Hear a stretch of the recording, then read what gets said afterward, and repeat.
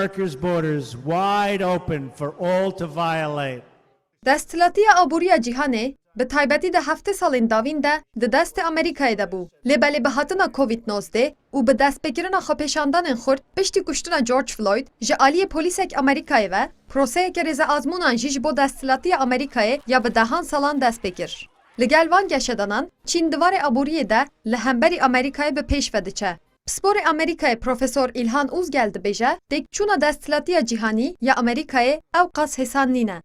Mecburen işte Amerika ile işbirliği yapmak zorunda. Li hemberê raya giştî Amerîka ji wê ezmûnê dê bi serkeftî derkeve. Çîn jî bi awayekî veşartî hewl dide pêş biçin. Lê belê Amerîka li hemberî Çînî propagandayeke bihêz birêve dibe. Dibe ku di rojên dahatûyê de Çîn ji ber vîrusa koronayê di qada navnetewî de were darizandin û cermeyekî jî were standin.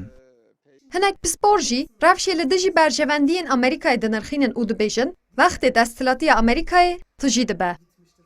Diplomatik nezaket açıklamalarının çok dışında. Ji xwe beriya vê qeyranî jî li Amerîkayê danîşanên lawazbûna desthilatiyê hebûn. Trump bi dirûjmeyên nijadperestiyê hate serkar. Ma ew nebû digot ez ê di navbera Amerîka û Meksîkayê dîwarekê çêkim. Ev siyasetên nijadperest bû sedema wan xwepêşandanan û niha di proseyeke wiha giring de bi mijarên navxweyî mijûlin.